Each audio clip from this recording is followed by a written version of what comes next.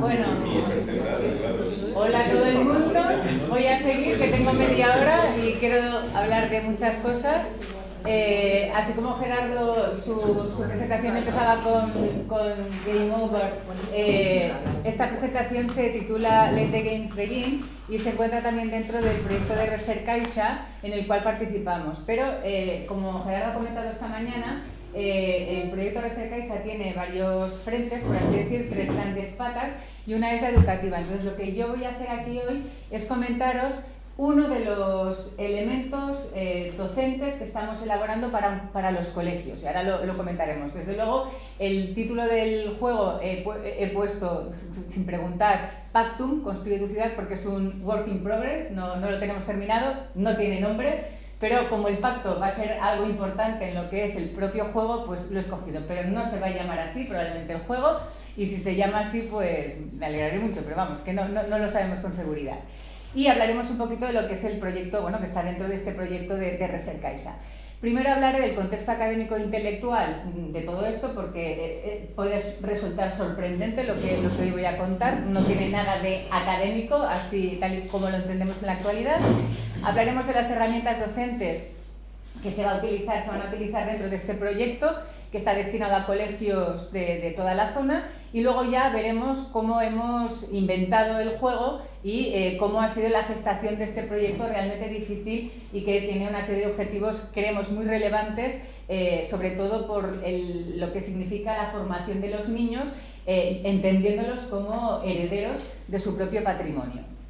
Dentro de lo que es el contexto académico-intelectual del proyecto Recercaixa, pues primero comentaros que bueno, este proyecto resulta de una solicitud que se titulaba Landscape and Identitarian Heritage of Europe, Cathedral Cities as Living Memories, que lidera Gerardo con un profesor de Tarragona, que es de Economía, el alma pater, desde luego es Gerardo, pero sí es verdad que en Tarragona tenemos un grupo de gente importante que están dentro de redes también. Y los objetivos principales de este proyecto Recercaixa que se nos concedió, pues en primer lugar es el desarrollar la identidad europea a través del estudio de las ciudades catedralicias, entre otras, obviamente Tarragona, que es donde vamos a focalizar el trabajo que yo presento hoy, como ha hecho también Gerardo, y luego también demostrar que los centros históricos, aunque a veces son irrelevantes porque no se explican, son verdaderamente portadores de la identidad europea, de la memoria y también del patrimonio tangible e intangible, es decir, que hay una serie de elementos importantes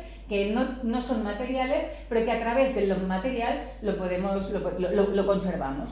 Y todo esto también está en consonancia con lo que comentaba Gerardo, aunque no hemos hecho especial hincapié, y es que este patrimonio se halla en verdadera fragilidad, porque en muchas ocasiones es incomprendido. Cuando se cambian las atarazanas y se desvirtúa un edificio dentro de un siglo y medio, a lo mejor nadie entiende que es ese edificio y pierde la relevancia que tiene en la actualidad, y por tanto se convierte en insignificante, en que no tiene ningún tipo de valor, y por tanto se degrada y finalmente se pierde, que es lo que ha ocurrido en Tarragona con esta revalorización del patrimonio romano, que ha hecho que todo lo que es medieval importe, desde luego, poquísimo, hasta el punto de perder una de las basílicas paleocristianas más importantes para hacer un centro comercial, o perder la fuente medieval de la Plaza de la Font, que tiene este nombre de Plaza de la Fuente, pues para hacer un parking, y entonces, como es medieval, importa bastante poco. Entonces, dentro del proyecto Recercaixa, pues no voy a explicar lo que es el proyecto, pero sí es verdad que lo que queremos ante todo es que los ciudadanos se sientan propietarios y conozcan el patrimonio que tienen, al margen de lo que constantemente se está explicando, no solamente a los turistas que esperan ir a un lugar y ver una serie de cosas y lo demás pues lo obvian, sino también los propios ciudadanos que son adoctrinados, si me permitís la expresión, en este sentido. Por otra parte, aquí tenéis la página web, que yo también reconozco el gran trabajo que ha hecho Anabel, está puesto al día. Lo que nosotros dentro de lo que sería el proyecto, en la página web podéis ver una serie de elementos, las últimas cosas que se han hecho dentro de lo que sería Recercaixa. Lo que queremos hacer, pues esto, es hacer que Tarragona sea un antimodelo. No queremos extrapolar lo que ocurre en Tarragona en otras ciudades, pero sí es verdad que lo que voy a presentar hoy es un proyecto de trabajo que luego se va a poder exportar a otras ciudades, porque Recercaixa no solamente integra el estudio de Tarragona, sino que hay otras ciudades ciudades como Nápoles y Jerusalén, que entrarían dentro de lo que es el proyecto. Y entonces lo que queremos es poner de manifiesto lo que realmente hay y poner en valor ese patrimonio que sabemos que existe, pero que nunca se explica, porque sabemos que el hecho de que sea irrelevante, es en el fondo lo que determina que este patrimonio se pierda, ¿no? Claro, importante, claro, dentro de lo que es el proyecto de Recercaixa, mirando lo que nos piden en Recercaixa, que es lo que insta, pues por un lado pretende, porque así lo dicen en las bases, una vocación transformadora y por tanto lo que quieren es que la investigación redunde directamente en lo que son los ciudadanos. Y lo que hace es defender una nueva investigación que está, desde luego, al margen o bastante al margen de la investigación tradicional que llevamos a cabo normalmente en las universidades. Es decir, que lo que se centra, lo que pretende centrar Recercaixa es que sus estudios, cuando ellos dotan económicamente a los proyectos, es que desde luego sea la ciudadanía la principal beneficiaria de lo que son los resultados de la investigación y que los ciudadanos sientan que verdaderamente es necesario invertir en la investigación, cosa que con muchos trabajos que nosotros hacemos pues no llega desde luego al público, ¿no? Claro, favorece notablemente estos lazos de unión entre lo que es la investigación y la ciudadanía. Es un programa pionero en Cataluña, yo no sé en el resto de España si hay algo parecido, y que toma, en realidad, se inspira en lo que es Horizon 2020, que en el fondo promueve la investigación, pero lo que quiere ante todo es una transferencia, y una transferencia directa, y además clarísima, y si no está, no te dotan económicamente. ¿Qué dicen? Pues los objetivos, consolidar desde luego el tejido científico en el ámbito catalán, obviamente, y luego pues que sean proyectos excelentes, de excelencia, que redunden directamente en la sociedad. Y lo que es muy importante es que lo que quieren es que la ciudadanía participe de la investigación, pero participe en la investigación. Es decir, no solamente damos contenidos para que ellos conozcan, sino que ellos también promueven este conocimiento. Entonces, es realmente un proyecto muy complejo, la redacción fue realmente dificultosa, pero hay que tener muy en cuenta que no se puede investigar ningún tema si no tenemos en cuenta lo que es la transferencia, y entonces de ahí el embolado, si me permitís, de hacer el proyecto que estamos llevando a cabo y que hoy explicamos uno de los pilares, ¿no? Claro, entramos dentro de lo que se llama el perfil del Responsible Research and Innovation y su dimensión social. Es decir, que lo que hoy presento yo rápidamente entra dentro digamos, del RRI. Lo que se pretende no es, como decía, que la investigación sea asumida y consumida por el público, sino que entre dentro de lo que es la investigación desde el mismo inicio de la investigación, y por tanto se insta a que haya no solo una participación ciudadana, sino que en cuanto es posible pues tener ya documentación de acceso abierto y luego obviamente una serie de ítems que son los que tenéis aquí de participación ciudadana, acceso abierto, el open access, lo que llaman el gender, ¿no? la igualdad de género, la educación científica, y aquí no funciona, pero la educación científica va a ser lo básico para lo que voy a contar, la ética y la gobernanza.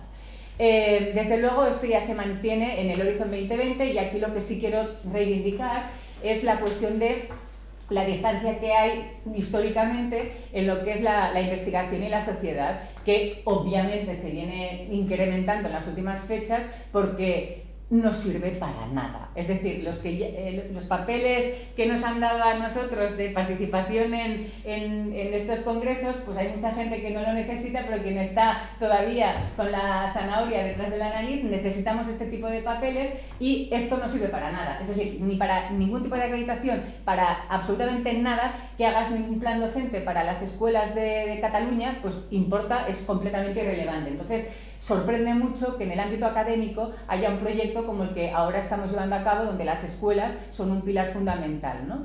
La iniciativa para reducir, digamos, esta distancia entre lo que es la ciencia y la sociedad, entendiendo dentro de la sociedad los programas educativos con los niños, primero fue una iniciativa a escala europea con el RRI, y luego a menor escala lo tenemos dentro de nuestras propias universidades, que es lo que llamamos la transferencia del conocimiento, o lo que al menos en la URB, que como somos muy chulos, esto está grabado, bueno, tenemos un nombre distinto, que se llama la tercera misión, que nadie sabe muy bien lo que es, pero sabemos que existe, pero que en realidad, como todo el mundo, queremos sacar las acreditaciones, queremos los tramos de investigación, entonces hay que publicar en las revistas A, que te leen 5 o 10 y 3 estarán en desacuerdo y todos los demás nos importan poco, pues obviamente nadie le dedica ningún esfuerzo.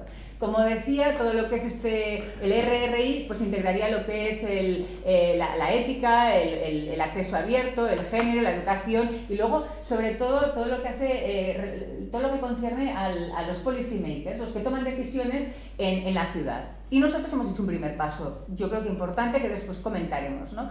Nosotros, desde luego, enfatizamos el compromiso público, el acceso abierto y la educación, pero no olvidamos ni la ética ni el género. Pero dentro de lo que yo voy a explicar aquí, porque el proyecto es muy completo y muy complejo, entraríamos dentro, digamos, de estos 3 puntos que son importantes. También dentro de lo que sería lo que nos explican que tiene que hacerse a la hora de solicitar el proyecto, pues desde luego necesitamos también innovar con la sociedad, y lo que pretenden es democratizar, que haya un proceso de democratización de la investigación, tal y como está, como veis, colocado en las bases, que he ido subrayando lo que a mí me ha parecido, digamos, más para justificar un poco lo que vamos a explicar aquí, ¿no? Y por tanto, la sociedad, como os decía, tiene que participar directamente y tienen que incluirse propiamente en lo que es la investigación. Y los elementos claves bajo el cual pues, está el RRI son estos elementos, pero siempre bajo el paraguas de la gobernanza, que son los policy makers, que en realidad lo que hacen es aglutinar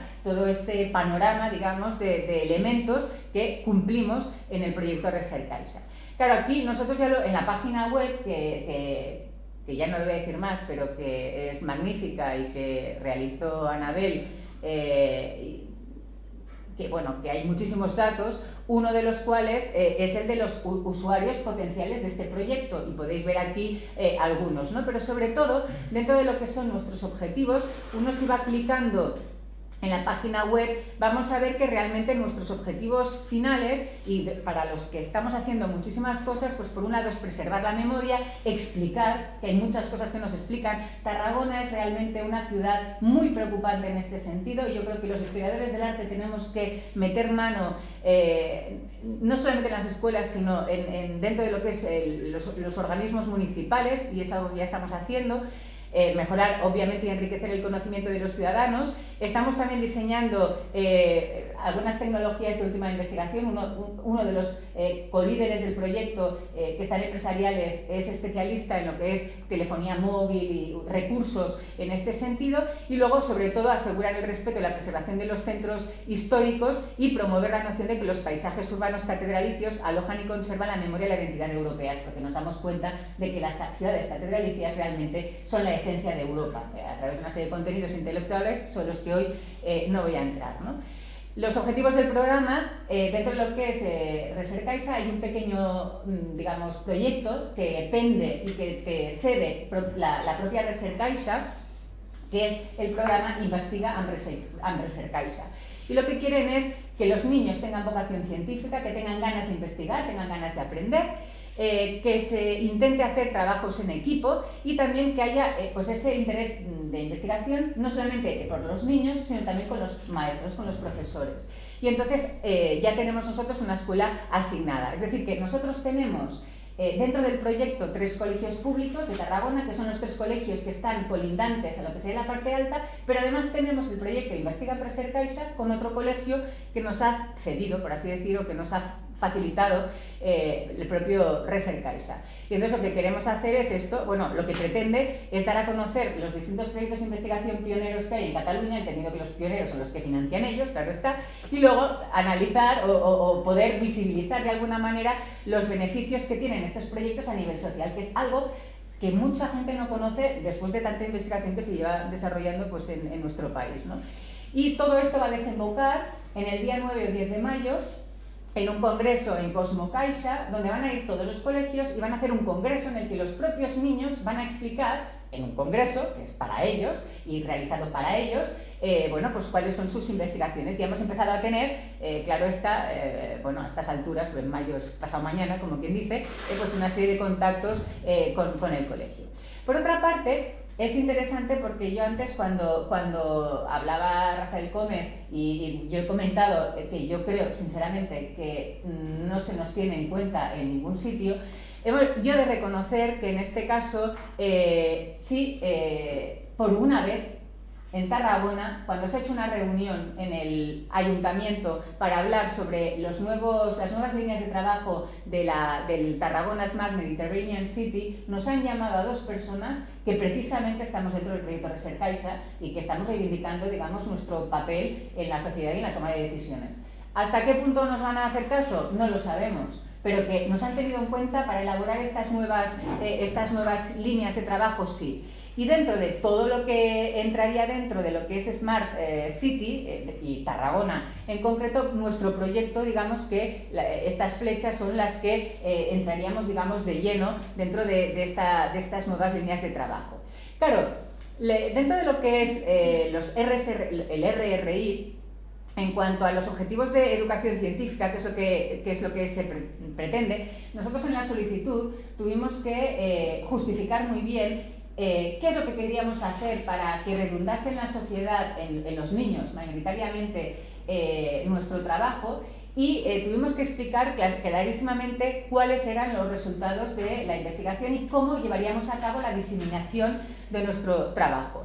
Desde luego, las expectativas transformadoras del proyecto no solamente están en lo que son los Policy Makers Recommendations, que es algo que queremos hacer y que de hecho ahora, con esta última reunión que tuvimos hace unas semanas en el Ayuntamiento de Tarragona, con arquitectos, con gente de turismo, con arqueólogos, etcétera, pues bueno, entraría dentro de lo que es el proyecto educativo que hemos llamado como Euritax Didactic y que además ahora tenemos una nueva financiación por parte del Consell Social de la URB y por tanto, bueno, es un proyecto que realmente tiene un peso importante.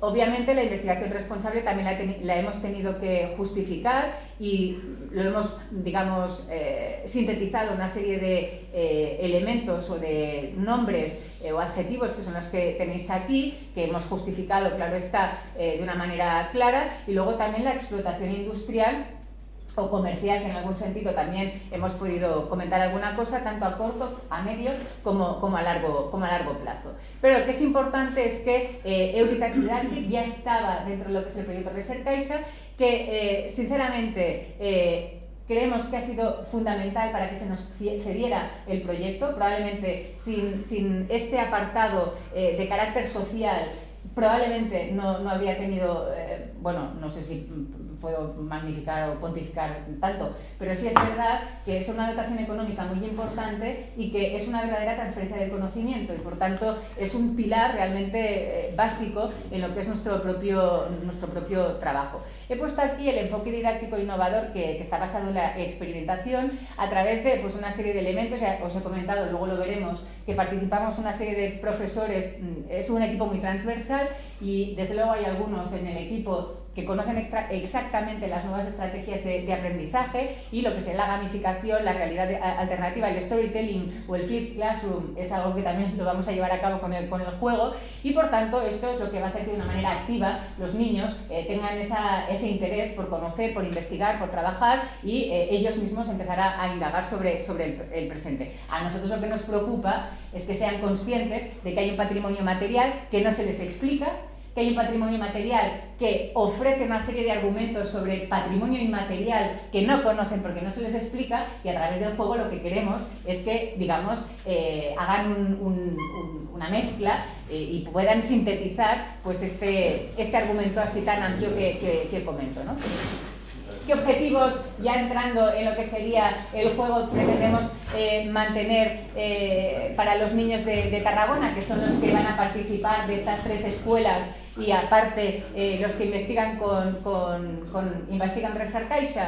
Pues primero, que se identifiquen como herederos del patrimonio de la parte alta, el material y el inmaterial, y el romano no. Nos interesa centrarnos en lo que es la Edad Media, que es lo que no se conoce, lo que realmente obvia, y que relacionen también los orígenes de la sociedad europea a través de la ciudad en la que viven, que sean capaces de asimilar que hay una serie de puntos en contactos en común que hace que ellos son niños europeos y que comparten con otros niños de otras ciudades europeas. Y todo esto a través de una serie de materiales didácticos que luego veremos un esquema en los que el juego va a ser solamente una de las partes importantes. En cuanto a los ejes de innovación metodológica, pues ya veis que son muchos: desarrollar metodologías eficientes, basadas en las nuevas corrientes didácticas, experimentar, es algo que a los niños les gusta muchísimo, fomentar la relación entre centros, pero todo esto, desde luego el juego que nosotros vamos a realizar, pues sobre todo, no digo que el resto no, pero mayoritariamente se va a centrar en los dos primeros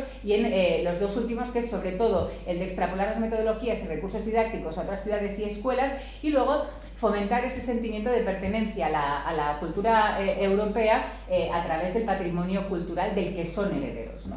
Para hacerlo, ¿quiénes estamos? ¿Quiénes somos? ¿Quiénes somos los que participamos en este grupo de investigación? Pues primero tenemos a Gerardo Boto y a Mario Arias. Desde luego Gerardo no hace falta presentarlo, yo creo que todos lo conocemos muy bien.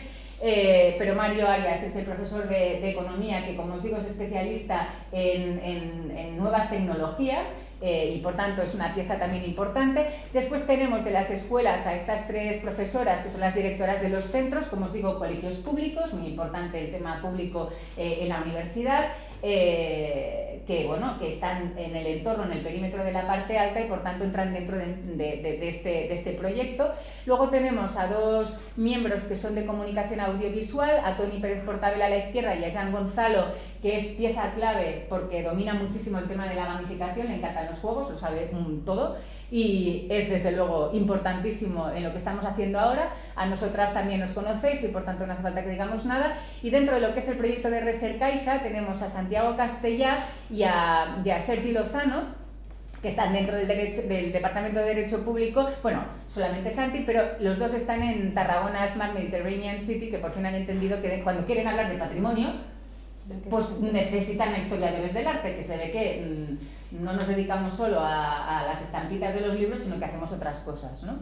Y luego tenemos otra incorporación, que es la de Elena Ferran, que es quien nos traduce algunos de los textos, y nuevas incorporaciones, que sería un profesor de psicología, que es Jackie Berrier de la AI, que además es un profesor que está dentro de lo que es el IFE y la formación del profesorado también universitario, y muy importante, sobre todo ha sido una pieza clave ahora en esta última fase, que sería Urbano Lorenzo, que entra dentro de lo que es la metodología de las ciencias del comportamiento, porque nos es fundamental para unos trabajos, ya lo contaré, unas encuestas que queremos hacer a los niños y que él nos está ayudando a hacer de la mejor manera posible para que los resultados sean cuantificables y pueda ser científico, por así decir, lo que queremos hacer. Un equipo, como veis, muy transversal, sobre el que, bueno, de algunos componentes de los cuales pues ya conocéis. Las herramientas docentes que hemos utilizado, pues por un lado hemos hecho una planificación de sesiones, es decir, hay un sistema de constructivismo, es decir, nosotros tenemos que enseñar a los niños sabiendo exactamente qué es lo que saben de lo que le queremos enseñar, es decir, partiendo de un estudio, mirando los libros, qué es lo que les enseñan, términos conocen de la Edad Media, etc. Entonces, primero, lo que se ha hecho en lo que son las fases del trabajo es crear la red de escuelas también, hacer lo que se llama el guionaje, es decir, qué cosas son las que queremos explicar, qué detectamos que carecen los niños. Desde luego el patrimonio medieval no se explica mayoritariamente, entonces estas cosas las estamos analizando de una manera objetiva y hemos generado unos cuestionarios a los profesores que nos explican y nos han dicho en qué asignaturas, no solamente en historia o en ciencias sociales, sino en matemáticas, en dibujo, en todas las asignaturas que tienen los niños, sobre todo, importante, que es algo que no he dicho, son niños de quinto y sexto de primaria. Cuando hablamos de Recercaixa es para este segmento de niños, no es para más mayores ni más pequeños, y entonces hemos intentado averiguar en toda la formación docente que tienen estos niños en quinto y sexto, cuántas veces se habla de la Europa medieval, cuántas veces se habla del mundo medieval y qué es lo que conocen, ¿no? Por otra parte tenemos ya la producción y el diseño, es decir, ver ya qué programación de la actividad estamos haciendo, cómo se va a producir esta unidad didáctica y ya la creación de los cuestionarios de los alumnos, que es algo que ya tenemos hecho. Luego ya se va a aplicar en las escuelas y se van a recoger los datos de lo que habrá sucedido y finalmente vamos a evaluar si realmente el esfuerzo ha merecido o no la pena. Confiamos que sí, pero bueno, nunca se sabe. ¿Cómo hemos planificado las sesiones? En total 10 horas lectivas, es decir, que los niños de estos 3 colegios, junto al tercero, de Investiga Empresa Caixa, tendrán 10 horas a lo largo del curso para llevar a cabo pues, esta unidad didáctica con lo que pretendemos esos dos objetivos que os comentaba al principio. Primero tendrán la máquina del tiempo, donde lo que queremos es que se trasladen a la época medieval y entonces, bueno, empiecen a conectar la ciudad con la catedral y, en fin, una serie de argumentos importantes. Luego tenemos la bienvenida a los personajes, porque en el juego van a ver una serie de protagonistas que de momento muchas veces no saben quiénes son. Una hora antes de la sesión del juego, pues les vamos a explicar cómo funciona el juego para no entretenernos. Bueno, vamos a explicarles cuál es la metodología. Y entonces entenderán los valores que tienen los edificios, etcétera. De todo esto hablaré después. Luego jugarán durante 1 hora y media y luego van a hacer una pequeña reflexión, una pequeña crónica de cómo han realizado las ciudades. El juego se trata, luego lo veremos, de que tendrá una plantilla en la que hay una serie de elementos que van a poder escoger. Hay una serie de eventos, acontecimientos, ellos van a tener que tomar unas decisiones y estas decisiones van a estar en relación con edificios. Y se van a dar cuenta de que de cada edificio repercute en el evento, repercute en la sociedad, tiene unos beneficios o no los tiene, y luego estos edificios van a ser relevantes también para el resto de eventos que van a suceder después. Es decir, que es complejo, pero muy claramente van a ver que, entre otras cosas, los edificios sirven para cosas y, por tanto, un antiguo ayuntamiento que ya no sirve hoy para nada, resulta que tiene el valor de la representatividad, de la toma de decisiones, etcétera, una serie de elementos que a través de los eventos van a poder ver muy bien. Entonces, el día de mañana, cuando pasen por la parque de Tarragona y les expliquen que aquí estaba el anterior ayuntamiento, puedan añadir esos valores que pretendemos ofrecerles a través del juego. Luego tendrá una gincana medieval, sobre la cual hay mucho todavía que pensar, y luego ya en la última jornada lo que vamos a hacer es intentar que los alumnos, a través de los elementos que han ido estudiando a lo largo de las 9 sesiones precedentes, logren la conexión con Europa. Pero muy importante es que primero vamos a hacer un test inicial con los chicos, que nos está costando mucho y por eso Urbano es muy importante en este sentido, y este mismo test lo vamos a hacer al final, de manera que podremos cuantificar exactamente lo que han aprendido los niños y si en algún sentido se sienten más identificados con el patrimonio o dan un valor mayor a lo que daban al principio a una serie de elementos. Ya casi termino. Bueno, sobre la gamificación, ludificación, jueguización, bueno, primero, la gamificación es un término que la Real Academia no lo acepta, sé que me faltan 3 minutos, o sea que voy a ir muy deprisa, pero muy importante es que en Google Scholar hay hasta 1.610 resultados con gamificación. Y cuando vamos a 16.800, cuando hablas de gamification en Google Scholar, son mayoritariamente trabajos sobre esta cuestión, y cuando vamos al Google genérico hasta 523.000 resultados, que es un elemento que a nivel pedagógico es importante. No voy a hablar de las ventajas de su uso en el aula, tampoco son las desventajas, pero las conocemos muy bien, pero bueno, en cualquier caso, gusta. Y entonces, bueno, hay una serie de metas cognitivas, sociales y emocionales, que tampoco voy a comentar, pero que existen y que nos han llevado a que el juego sea uno de los instrumentos básicos. Voy a ir deprisa, no os preocupéis porque falta poco. Dentro de la gestación de un difícil proyecto, lo que es Pactum, aquí tenéis un primer esquema de lo que realmente yo creo que nunca había trabajado tanto para algo relacionado con el trabajo y, en fin, es un esfuerzo muy grande. Pensar que lo que yo ahora os cuento es solamente para esto, para esta parte central de lo que sería el proyecto docente con las escuelas, y muy importante es que los chicos van a tener que tener en cuenta una serie de conceptos importantes, que son los hechos, un glosario y quiénes son los protagonistas, porque si no andan muy perdidos, ¿no? Los hechos van a ser imprescindibles en la mecánica, se trata de sumergir a los chicos en una situación que se les van a dar 3 opciones, y entonces en relación con edificios van a tener que escoger, y entonces luego va a haber consecuencias, no siempre van a ser buenas, mayoritariamente son malas. Y lo que es importante es que van a entender que para tomar una decisión es muy importante el consenso. Pero luego voy a decir algo también muy brevemente, ¿no? Por otra parte, van a demostrar estos eventos que los edificios tienen funciones y son portadores de valores europeos, Y los eventos que forman parte del juego pues es la celebración de un concilio, una hueste enemiga que pasa por la ciudad, la entrada del rey en la ciudad, la plaga, la llegada de importantes reliquias, en fin. Podrán escoger una calamidad, como si lo demás no lo fuera, porque en realidad sí lo son, y luego va a haber una serie de turnos en blanco. Por ejemplo, la hueste enemiga pasa por la ciudad, les explicamos lo que es esto. Y no sé si lo veis, pero dentro de lo que es la definición, pues vasallos, señores feudales, mesnadas, juramento de fidelidad, está subrayado y entraría dentro del glosario que van a tener previo para conocer algunas de las cosas. Las profesoras nos han pedido que en el glosario hiciéramos elección. Por ejemplo, un cuestionario con selección de términos. ¿Qué es un vasallo? Pues artista de circo que realiza ejercicios acrobáticos en el trapecio, el nombre procede de una familia de trapecistas de gran éxito, o personas sujetas o sometidas al rey o algún señor, o tipo de calzado que se caracteriza. Entonces, esto les va a ayudar a hacer, digamos, a conocer una serie de vocabulario que a través de los eventos pues van a poder ver.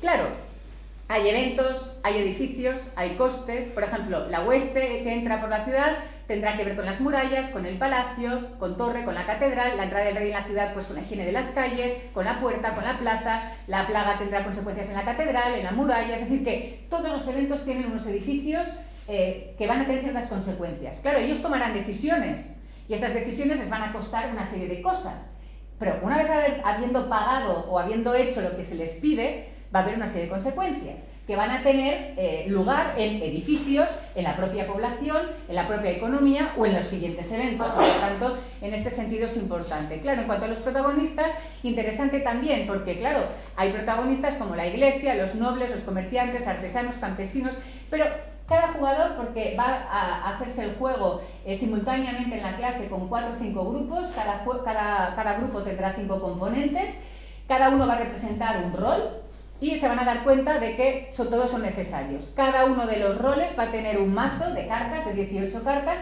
que estará en relación con el rol que tiene. Por ejemplo, la iglesia tiene mucha influencia, en cambio un campesino no tiene influencia, pero un campesino tiene dinero, tiene alimento. O un comerciante puede tener algo de influencia, pero sobre todo tiene dinero y tiene materiales, por ejemplo. Entonces se van a dar cuenta de que a la hora de tomar decisiones todos son importantes. ¿De acuerdo? Entonces, el consenso va a ser muy importante. Y también cada uno de estos roles va a tener un especial papel o va a incidir especialmente en determinados lugares. De manera que creemos que también esto es una manera para que entiendan un poco cómo era la sociedad de la Edad Media. Bueno, la mecánica del juego no os la voy a contar, pero el procedimiento del juego, que ya termino, es, primero, hay una fase de recolección de recursos, luego la lectura del evento y las opciones, luego los chicos lo que van a hacer es tomar decisiones, que es lo que hacen, luego van a leerse las consecuencias y aplicarse, no siempre buenas, y finalmente lo que van a hacer es alimentar a los ciudadanos, porque pueden aumentar o bajar de nivel. Cada edificio, como tenéis aquí arriba, tienen unos escudos, entonces la ciudad que gana, como tenéis aquí abajo, es la ciudad que tiene más edificios representativos y por tanto con más escudos.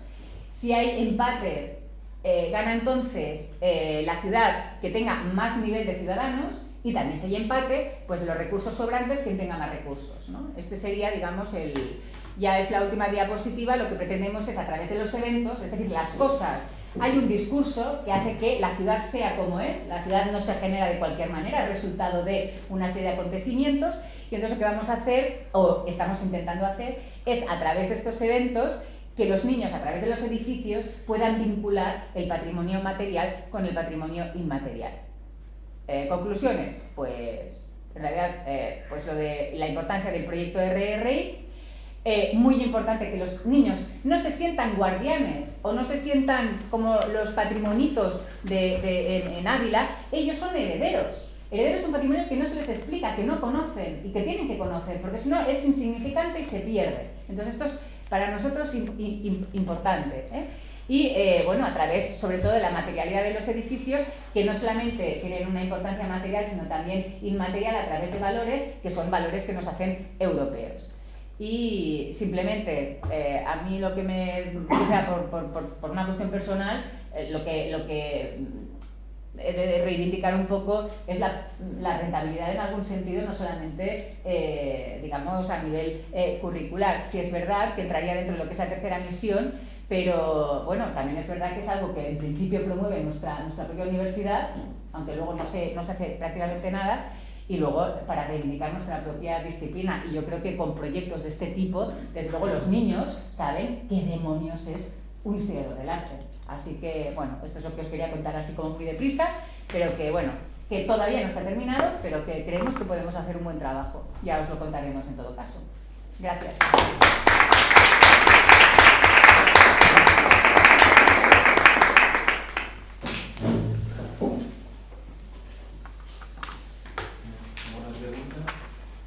Bueno, yo felicitaros porque es un camino nuevo y muy interesante. Que además hay que inventar. Al final, sí. Para sobrevivir hay que inventar. Es así. En todo caso, para tener una idea un poco más completa del paisaje, hay que entender que, digamos, tanto la primera parte del discurso, digamos, académico, en este caso histórico, histórico-artístico, nutre los contenidos para que no caigamos en una banalización de contenidos cuando se proyecte la actividad educativa, y esto a su vez es materia, tanto lo primero como lo segundo, para contribuir a la reflexión de la tercera parte, que es la de las recomendaciones políticas públicas, que es la que en última instancia evidentemente importa llevar, porque es la que sale del ámbito académico universitario, la que sale del ámbito académico escolar, para llegar a aquellos que tienen capacidad para incidir sobre la realidad, digamos. Pero esa tercera parte, bueno, no la contamos aquí porque en realidad tampoco nosotros tres la estamos construyendo, sino que estamos proveyendo, pero la construyen por lo que están en el ámbito jurídico o en el ámbito de ingenierías, digamos, de comunicación o así. Yo lo que os quería preguntar es que cuando tú hablabas de estos interlocutores con los que os reunisteis y fuisteis en tanto que historiadores del arte, ¿qué perfil, quién era la persona que os recibió el perfil? Bueno, en realidad convocaba la tinente alcalde de Patrimonio. La Consejería de Patrimonio. Era que luego no estuvo, pero bueno. Y mayoritariamente, pues bueno, era la primera vez que... Y claro, nos pareció muy interesante porque se hablaba de las nuevas estrategias del Smart City, pero fundamentalmente Smart Heritage, o sea, fundamentalmente en patrimonio. Y entonces nos parece que es un primer paso. Yo cuando te he comentado, es que realmente creo que tenemos que hacer algo, y yo creo que el CEA tendría que hacer algo. Yo sé que está para otras cosas, pero es que es la... Bueno, pues hay que hacer algo, porque si no... Ayer en la cena hablábamos de una cosa que es obvia, que las leyes son buenas y lo que son malas son las personas que las interpretan. El CEA no hará esto, ya está. Y no es que el CEA no tenga esas intenciones en sus estatutos, sino que es la gente que puede gestionar este tipo de cosas. Pero bueno, yo lo digo por ser una institución en la que formamos parte historiadores del arte, pero podría ser otra cosa. Al final, en todo caso, en relación con la cuestión esta de nuevo patrimonio inteligente, o sea, esto de Smart Heritage, cómo se interpreta lo del patrimonio inteligente, lo cierto es que los proyectos que hay, ahora mismo la convocatoria que se ha resuelto a principios del 17, convocado en el 16, los proyectos anteriores en torno al patrimonio inteligente, generalmente se están centrando sobre medidores, sobre cuestión de toma de datos en relación con variables térmicas, lumínicas, circulación, y por tanto este tipo, digamos, de aplicaciones con sensores de toma de datos, y a partir de ahí se deriva una serie de informaciones que alguien toma en cuenta para saber cómo se puede gestionar de un modo más eficiente la cantidad de luz, la cantidad de humedad en un edificio. Todo eso está muy bien, En el caso que digamos, conocemos en España más paradigmático, el primero es la Catedral de Palencia, el segundo las murallas de Ávila. Son los dos monumentos que nos consten que tienen un grado de monitorización más alto. Están hipermonitorizados. Pero ¿con eso qué se hace? Con eso en realidad lo que estás haciendo es proveer a Telefónica de una cantidad enorme de información que luego Telefónica puede aprovechar en otro sentido.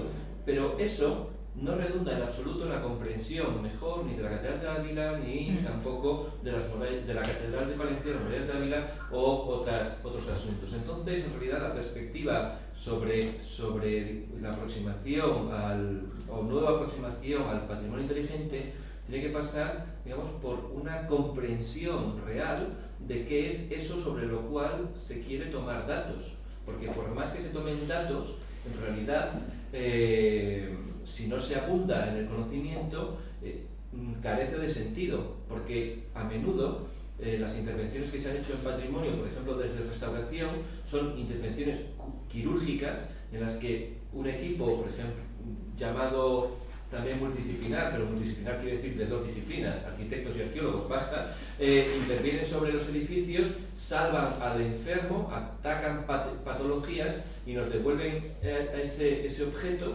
sin que haya una profundización en el conocimiento de la razón de ser, no de, por tanto, no de cómo, sino por qué. Eso el por qué no. Entonces, esta aproximación también tecnológica a través de la monitorización no abunda tampoco en el por qué.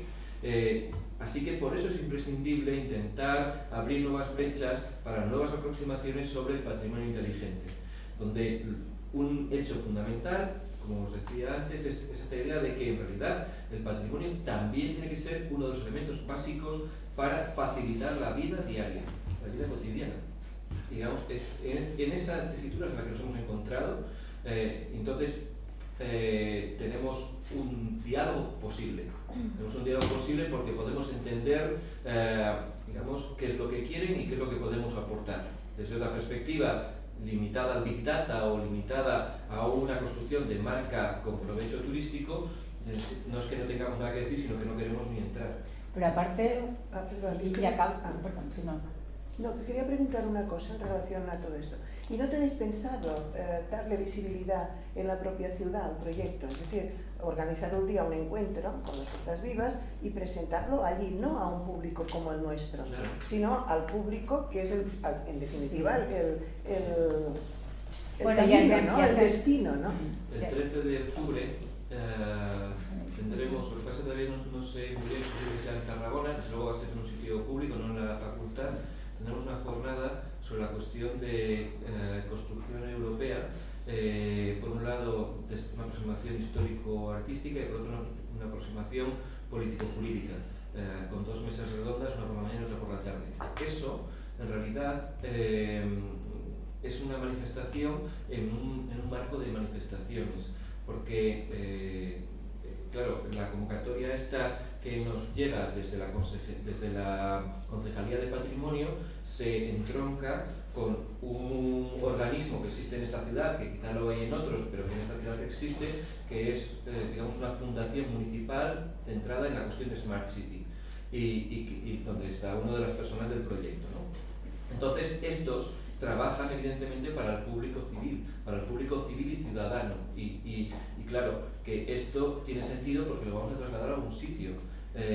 Una vez que esté escrito y que sirva para sugerir nuevas políticas públicas, lo más probable es que lo que escribamos vaya directamente a la papelera.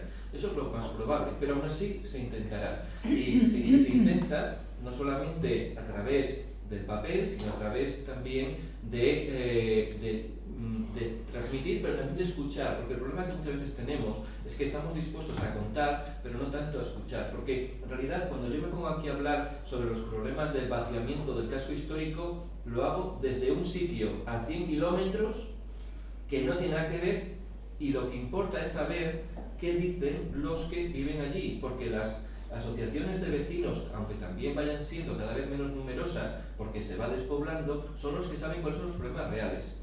Este proyecto se podría sintetizar, en realidad, en la posibilidad de que los vecinos de la parte alta puedan seguir comprando lechugas, tomates y patatas los sábados por la mañana en el mercado municipal que existe desde el siglo XII. Basta, no hace falta nada más.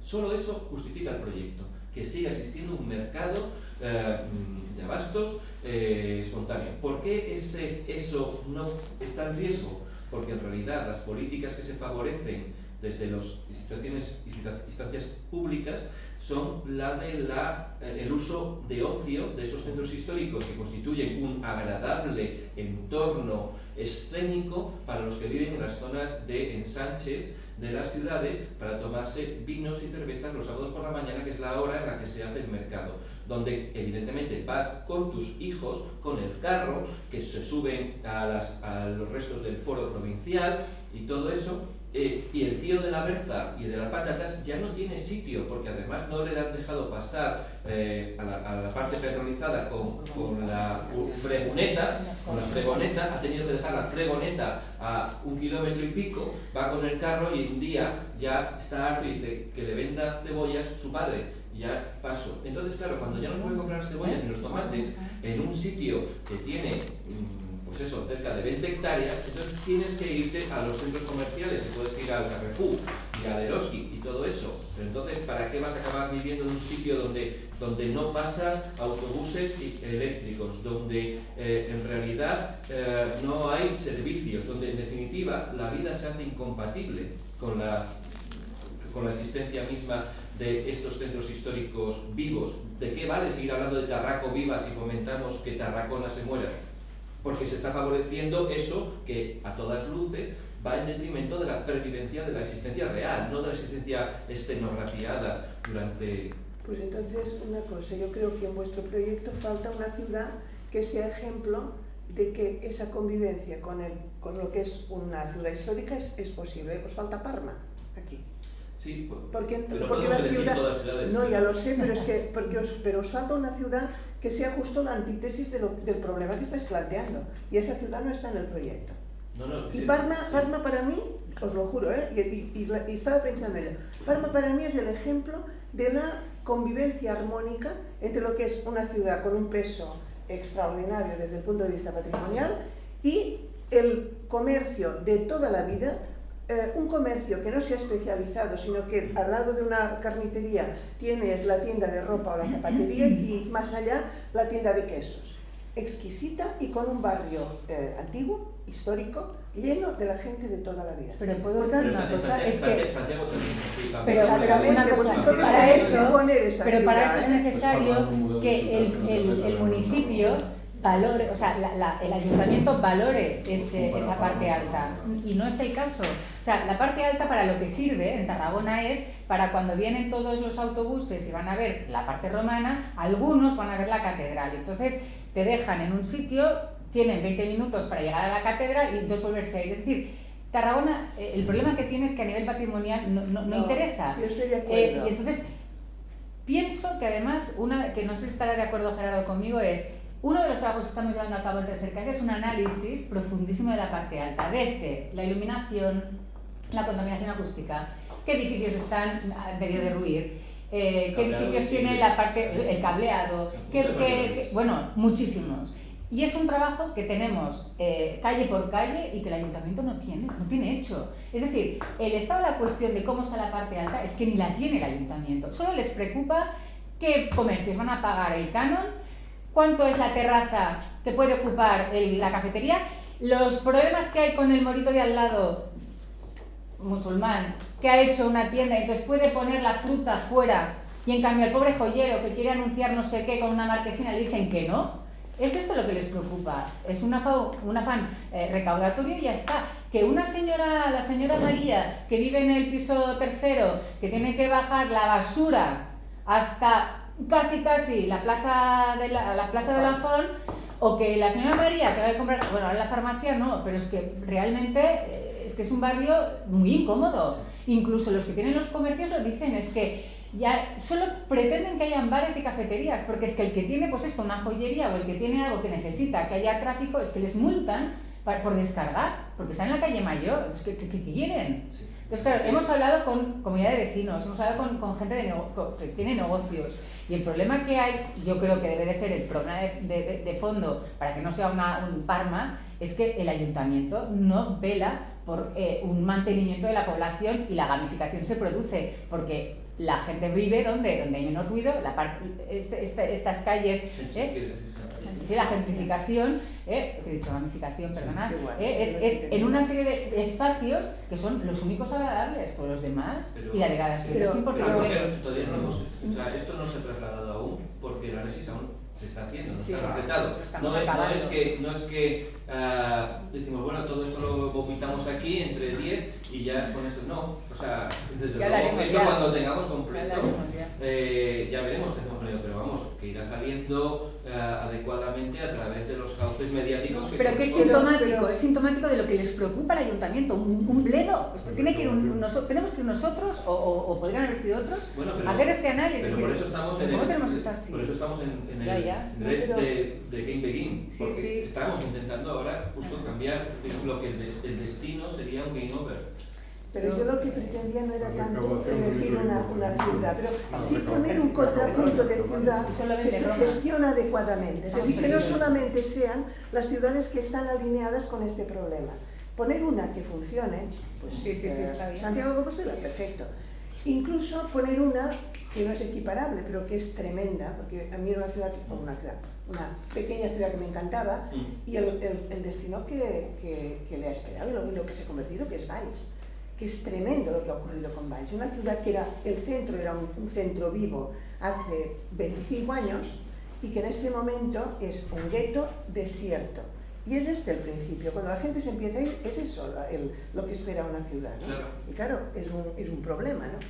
Sí. Entonces, creemos que también en gran parte es por la infravaloración que tenemos en el patrimonio medieval, que solamente se vende Entonces, claro, uno de los pilares de la educación es demostrar que tenemos un patrimonio que existe, que no vemos, pero que está, o sea, es barato, está ahí, de todos modos, hay que explicarlo. Estoy pensando que es que no tenemos que ir muy lejos, porque es que Girona seguramente es un ejemplo de una ciudad no vaciada. Sí. Claro, pues ya es una ciudad incómoda, porque desde el punto de vista topográfico es incómoda. Que en un momento dado, por unas actuaciones que seguramente municipal, bueno, Joan se lo sabría denunciar mejor que yo, se acaba convirtiendo en un sitio de cierto atractiu. És una ciutat incòmoda, és una ciutat que té una topografia i un urbanisme que és el que és. Tu no pots anar a la catedral en cotxe i pues eso, Iván, claro, bueno, pero evidentemente no. Però no és una ciutat incòmoda. Bueno, no es incòmoda, tiene muchas escaleras, tiene muchas escaleras y cuestas, pero no es incòmoda. Haces glúteos. Eso. Hay que aprenderlo por su parte lúdica. Te pones unas mallas para ir de una a otra. Pero bueno, hay ciudades más llanas. Anem a anar en bicicleta. Sí, claro, vas del Po, como Módena, Parma o Ferrara. No, hombre, no. En Salamanca no está en el Po y muchas otras no tampoco están en el Po. Pero no tiene un urbanismo medieval como el que tiene Girona. Bueno, como le dieron a ninguno, pero Pamplona tiene un urbanismo muy particular y no tiene estas dificultades. Pero no importa, o sea, la cuestión es que, eso lo digo porque efectivamente se podría pensar que solo aquellas personas que estén en plenas condiciones atléticas podrían vivir en una ciudad de ciertas escaleras, que no es incómoda, pero tiene escaleras. Y en todo caso... Pero no es así, es una ciudad que realmente no se ha vaciado,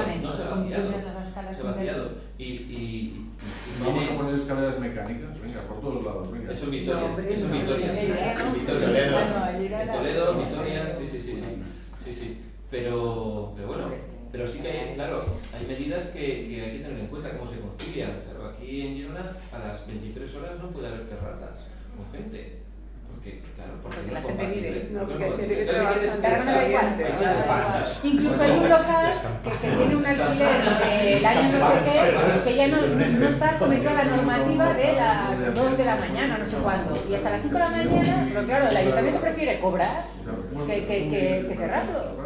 Y es una calle medio deshabitada, claro, allí... Y también a veces que no diría de todos que estamos siendo Dolores, porque claro, yo creo que si hay un parque temático del vino es el barrio húmedo, o sea, eso es, no existe nada parecido en el universo entero de concentración. Pero que no lo quiten, el barrio húmedo. No, que no lo quiten, por favor. Que cuando vamos a León, eso que queremos hacer. Claro, pero no viven. O sea, a veces es la gente la que evoluciona. Yo en Madrid he ido preguntando por qué desaparecen los mercados. Y la respuesta no es porque no interesa al ayuntamiento, no, es porque la gente ya no sabe comprar. Ha cambiado esa costumbre de ir a comprar al mercado. Ya dice, no, es que no van porque la gente no viene a comprar, no saben. Se aburren de ir de tienda en tienda y hablando con el tendero, no, van a la chisma plastificada, cogen la carne.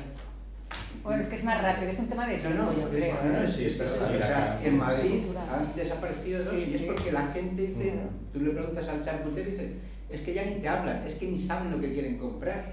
Preguntan qué es de falda, qué es de costado, qué es de... Vamos.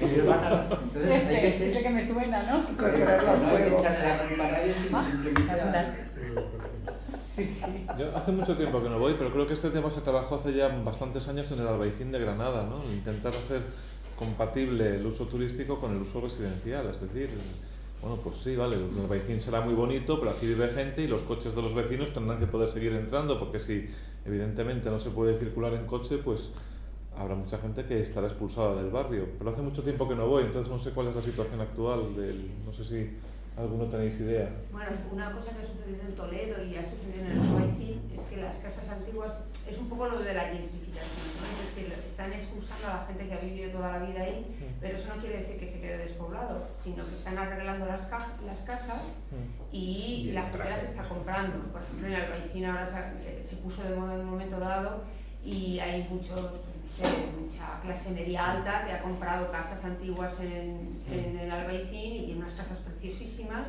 han contribuido a la restauración y demás y están ahí. Y en Toledo ha sucedido exactamente lo mismo. En Toledo, por lo menos yo conozco a un constructor que ha ido comprando casas antiguas en Toledo con un criterio además de casas bonitas, ha invertido mucho dinero en restaurarlas, de hecho tiene algún premio Hispania Nostra y demás. Y son casas que luego se venden como apartamentos. Por ejemplo, hay casas que se han dividido y se han convertido en apartamentos y estás conviviendo dentro de tu casa con una pintura del siglo XIII. En Palma, en Palma de Mallorca, las paladas. Pero entre tanto no hay ningún colegio.